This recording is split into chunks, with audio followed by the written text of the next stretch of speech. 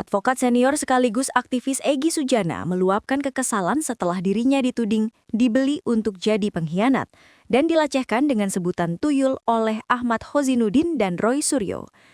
Egy menilai tuduhan tersebut bukan sekedar kritik, melainkan fitnah yang merendahkan kehormatannya sebagai advokat.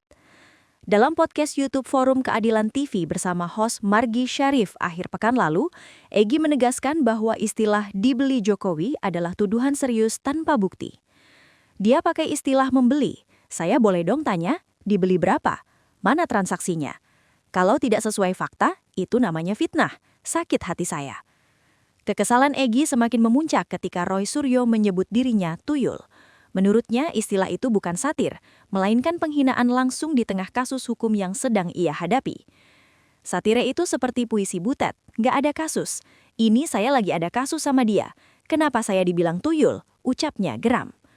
Karena itulah Egy memilih melaporkan keduanya ke polisi atas tuduhan fitnah dan penghinaan, meski sebelumnya mereka adalah rekan seperjuangan Egy.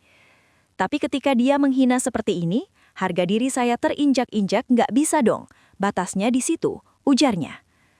Saat berbicara dalam sebuah podcast awal Februari lalu, Roy Suryo sempat menyinggung tentang restoratif justice yang diterima Egy dan Damai Lubis.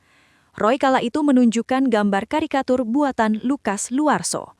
Gambar itu menunjukkan dua tuyul menghadap jin ifrit. Bukan cuma itu, Roy mendadak mengeluarkan wayang dari balik bajunya. Oh, bumi gonjang-ganjing, langit kelap-kelip. Ini sekarang ceritanya apakah benar tuyul-tuyul lagi menghadap jin ifrit? Nah ya, siapa itu tuyulnya?